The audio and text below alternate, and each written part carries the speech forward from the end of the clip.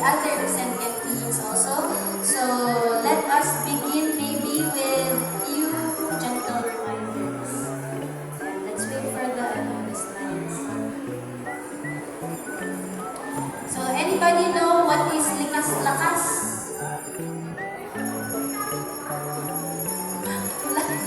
Walang exam. Okay. So likas-lakas, later we will discuss this. This is a Tagalog term for life force or life energy. Okay? So before we begin, next slide, I will share with you, by the way, I'm a pranic healing educator. So we train individuals, even if you have no medical background, we teach or we train people about the aura or the energy body and how you can harness the energy within and around you to help heal your whole physical body. Okay, so number one is we highly suggest, siguro starting from today and up until later, so that you will really maximize your time in absorbing the good energy. I know that you are here because you are invited by a friend, or maybe because you also want to share your energy with others. Do you believe in energy that like attracts like? Do you believe that? Yes. We are here for a reason. Okay. We all exude that energy. That's why you magnetize your friends. Okay. What else? So let us practice proper posture. I will share with you some physical movements to help also to keep the energy flowing to the body. Okay. So let us sit up straight. Feet flat on the floor with your hands on top of your lap, palms facing up. Okay, so there's an explanation. So the spine, remember on the physical level, our spine is very important, right? So if there is, for example, there is an accident and then your spine is affected, does it affect also the other parts of your body? It may be on the arms or the legs, right? It is also the mega highway of energy. Okay, so notice, for example, if you're a student, if you are, maybe you're in a seminar, you can actually experiment this. If you will be able to sustain that alive, alert, and awake state, keeping your spine long and straight. Okay, what else? There's also an energy channels located at the soles of our feet. Soles of our feet. Okay, that's why. Have you heard about earthing or grounding? We remove our shoes and then we walk, let's say, on the soil, the ground, the sand. So the energy coming from the earth will be absorbed through the soles of your feet. There's an energy center there. That's why it can absorb. Okay, there's also an energy center located in the palms of your hands. That's why even just by, let's say for example, you have a friend, your friend is lonely, even just by touching, you share your energy, you transfer that energy of love, light, okay, and empowerment also. What else? Eye contact. So the eyes are the best transmitter of energy. Have you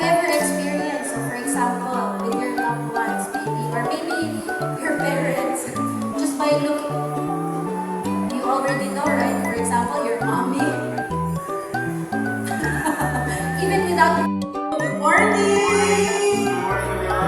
Yes, good morning Manila, because they're from Indonesia. So thank you very much, Peachy, for introducing us to our audience. So before we start the demo, I would like to introduce again here our guests. So we have here Max Matias. He's from Beat Rebel. He's one of the co-founders of Beat Rebel.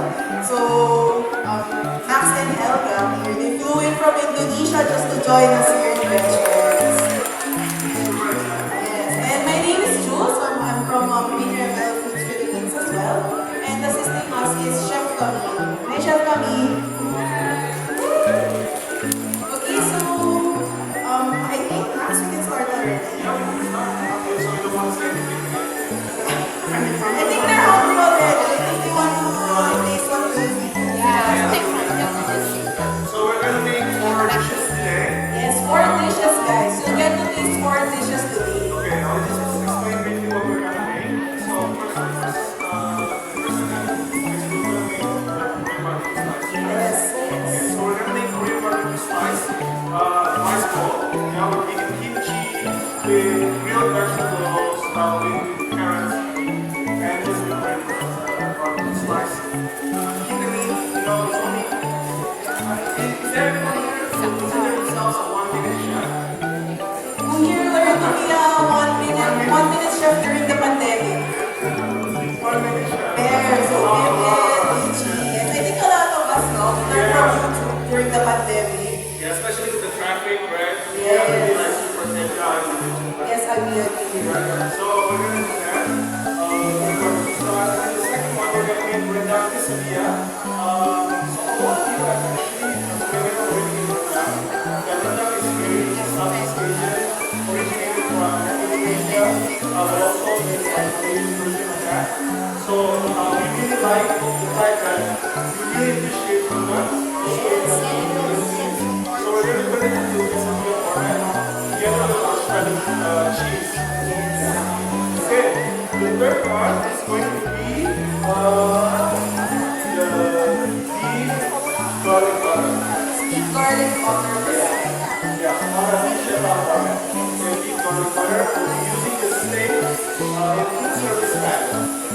Yeah. This one, our frozen items.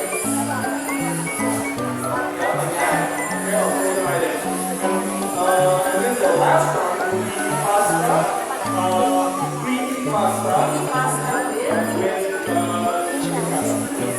this one will be putting it over the pasta. Yes. Chicken pasta. Okay.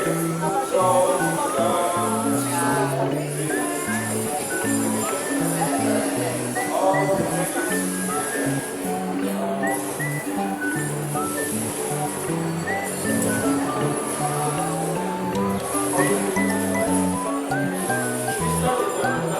So guys, just quick second. We'll start with our those are really, really good grilled lines like this. are still morning for Mali.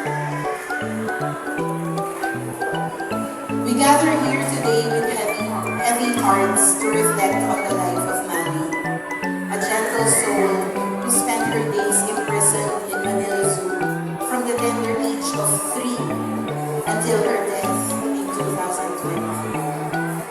For over 4 decades, Mali was confined within her enclosures, cold, harsh walls, isolated and deprived of the companionship and care that every elephant deserves.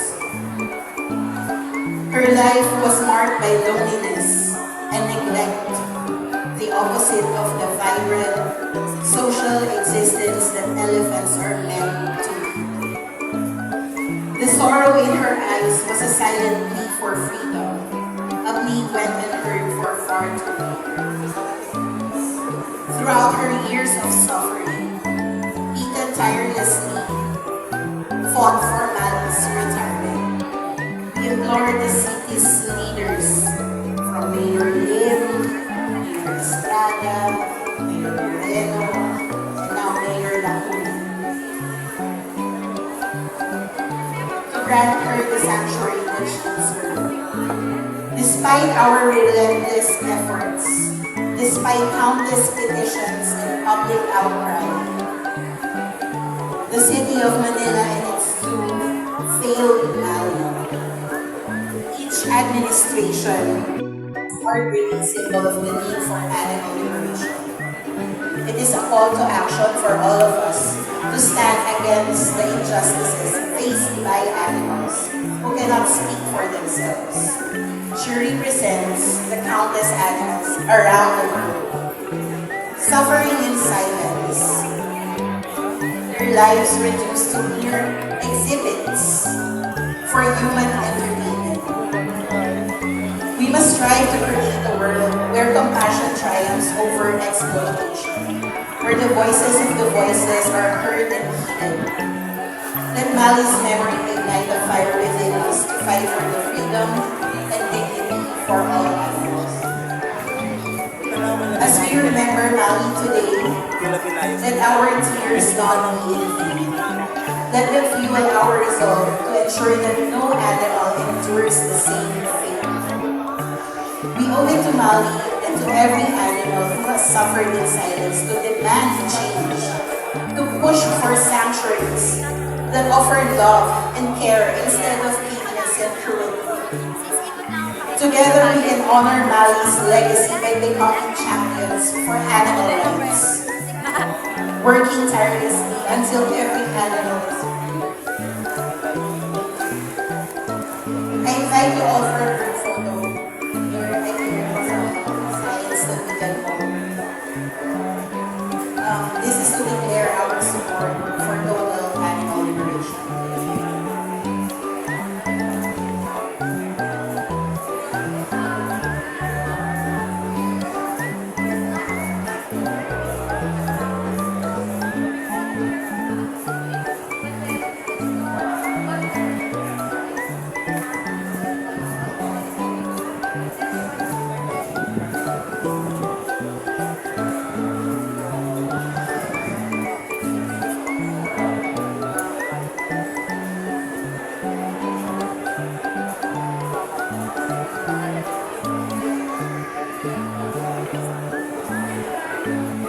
Ngayon, Hi, welcome everyone.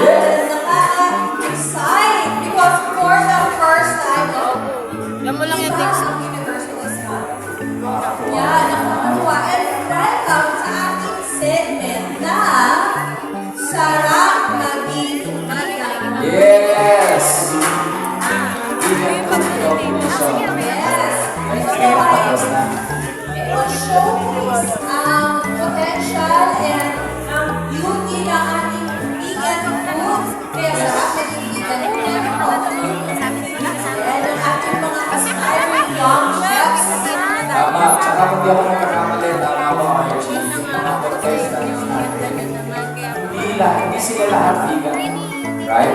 Correct. Actually, that's correct. Wow! So maraming salamat for being flexible and open doing this vegan cooking competition. So paano? Hindi ka natin patagalin. Pakilala na natin ang mga contestants natin. Yes. Yes! Okay. Simulan po natin from the University of Makati, Stephanie Andrea Pascua and Cyrus Peter Caler. Makakawin na natin dito. Tama po. Tama ba pa yun?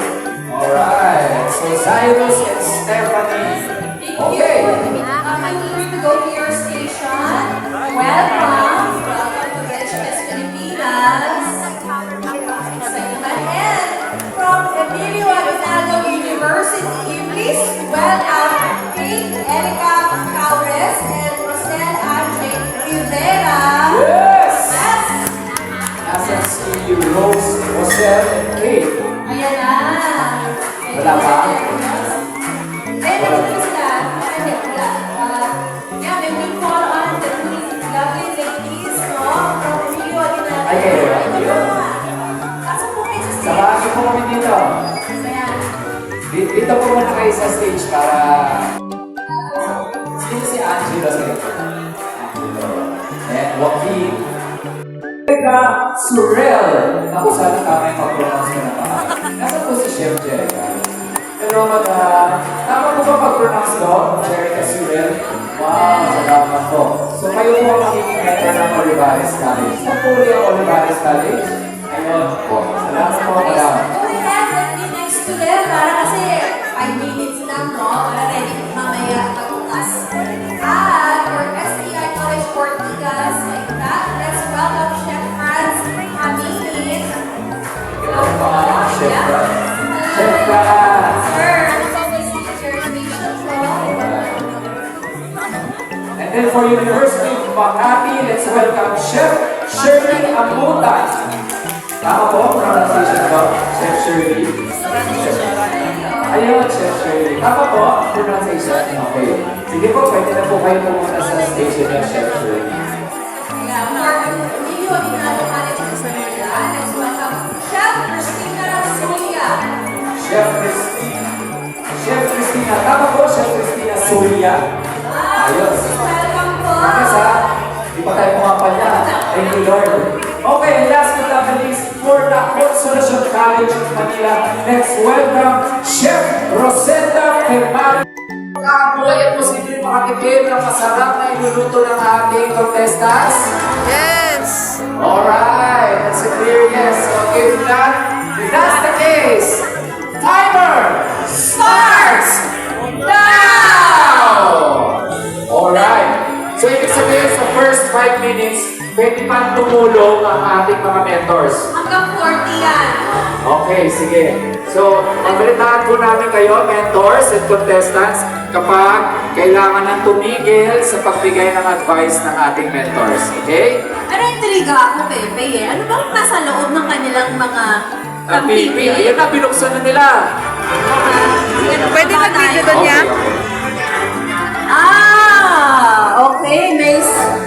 May celery. Okay, nare-recognize ko, may maliliit na patatas. Merong kalabasa, may sayote, may lettuce. Lettuce! Lettuce? I hope my pronunciation is Sosyal. correct. Kasi kung ako lang to, lettuce, sasabihin ko. Lechuga. Ayan. Lechuga. Ano to? Seaweed?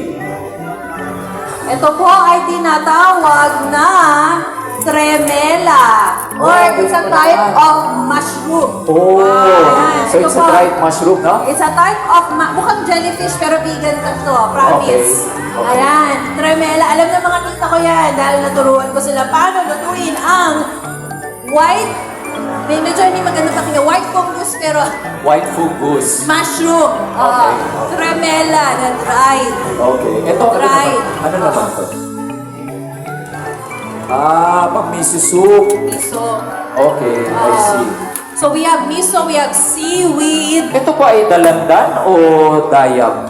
Ay, Parang siyang mukhang, lime ba? ano ko sa tingin ko lang itsura niya, mukha siyang dayap. If we can actually have, sana yung medyo pa-close up lang din, tapos balik na lang tayo sa timer. Para makita ng audience din. Ano kaya sa mga family? Tapos meron silang seasoning din and seaweed, mga pagpalasa. And then of course, uy, ang sarap nito, luncheon meat, vegan luncheon meat from Unmeat. Ay, ayan, oo. Parang gusto ko mag-uwi ng isa. Dalawa kasi. May pa-bonus. So pare-parehas, no? Lahat ng tapipi pare-parehas ang laman. Pare-parehas. Para At patas. ano lang po no, sa mga contestants, hindi naman required to use all ingredients. Oh, thank Hindi you. po required gamitin lahat ng nasa ng pipi. Pero, syempre, mas mataas ang points kung mas maraming effort. Yes. Diba? Kung kaya nila na lahatin. Pero hindi required. Ayan. Time check lang, RG. Ang bilis ng oras. Meron na lang tayo 2 minutes and 9 seconds para sa ating mga mentors. So, mentors, coaches, you have 2 minutes to give guidance sa ating mga contestants. Ako may naiisip na ako, RG, kung ano iluluto ng misis ko ni Sam of Nam Nam Sam. Oo. Base dito sa I'm ingredients. sure, kayang-kaya ni Sam. Pero curious ako kung anong gagawin ng mga contestants natin. Kasi unang pumapasok sa isip ko, basic na niluluto at kasama. Siyempre, hindi ko pwedeng sabihin, di ba? Pero isang basic na parte na any tanghalian ng mga Pilipino eh. Yun ang naiisip ko right now. Ay, clue. Char. Pag sinasabi ko ng clue, yun na yun eh. Ayan, may konting clue. Ano daw pang tanghalian? Yun na yun. Ayun. Yun yung advice namin. Ako Pero, din. ikaw. Yun din, pag tanghalian, I feel like masarap yan. Especially yung mga gulay-gulay natin at yung Yes. lunch that we natin from Anip, di ba? I think masarap yan for... Tagal pa natin. Wag na. Wag. Wag na. Okay, last 55 seconds, mentors. Coaches. 50 seconds. Para namang ano. Yan. Abstract. Words of wisdom. Actually, ang gusto sana namin marinig, ay okay lang, okay. Ito po yung isa sa mga anak ko, si Payapa. Hello! Would you like to enjoy Daddy and Tita Archie? They're cooking food. They're cooking food just like what Mommy cooks every day. Would you like to try later? Like try? Okay, sige. Daddy's asking questions to the audience. Tinatanong ko ano ang dapat gawin ng mga students para manalo. Ikaw ba may sagot ka? Meron siya pero ay ito sa video. Okay. Habang nag-decide si Payapa kung ano gusto niyong gawin, pakilala na natin ang una, Murado. Ito, suki kami dito, RG. Madalas kami pumili dito, lalo na papunto namin vegan seasoning. Oh, yes. The founder and CEO of the Vegan Grocer is Mrs. Oji Yap Solatos. Pakilala ka. Hello, Miss Oji. Ganda naman na si Oji, Miss Oji. Yes, pink na pink. Yes, si Miss Oji po, ang CEO ng Vegan Grocer, the first one-stop vegan shop in the country. Oji is 17 years vegan. 17! And is very passionate in spreading vegan lifestyle to fellow Filipinos. She's a living proof that food was able to heal her endometriosis. Miss Oji, ano po yung siguro? Alam mo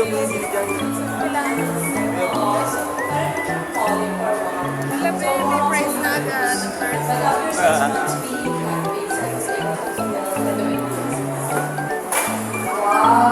That's one of the perfect examples. Actually, marami ito. Marami nagpapatunay na nagkasakit, nag-transition sa plant-based, bumalik. Hindi kailangan uminom na ng sandamakbang na gamot. Nag-transition na sa plant-based at bumalik. Salamat for sharing that, Miss Moji. At also, your family siya. Grabe, kami meron kaming sub 11 cats. Alapan namin na ng puso namin. Si Miss Moji meron 28 adopted and rescue cats. Shelter na siya. 40 na! 40! Sabi sa bahay mo? Wow! Grabe! Parang ako may sarili kong animal shelter. She has a big heart. Actually, that's a good chance to promote also na para sa ating audience. Meron tayong hashtag Adopt, Don't Shop. So, alam natin, maraming nagbibenta ng mga pets. Nothing against them, pero sana supportahan din po natin yung mga nagpapaatal. Lalo na yung ating mga boosting, yung mga asking. Yes, especially, sariling atin din, di ba? Yes. Pinoy cats and dogs. Marami mo pang-ahal ang mga boosting ng mga asking. But never you know. Loyal to mga super sweet. Yes. Okay, bago pa tayo mapunta sa sharing about animal Yung welfare. paano talk na to sa ano? Hindi, ang ganda kasi na ni Miss Oji. Saan ba natin pauuwi si Miss Oji? Dito ko lang sa likod ng kanan. Tuloy lang, bilis na lang. Grabe naman. Palakpakan naman natin yung mga volunteers natin. Ano yung production team, the volunteer team, ang galing nila. Maraming salamat everyone. Miss Oji, hindi na lang po siguro sa atin.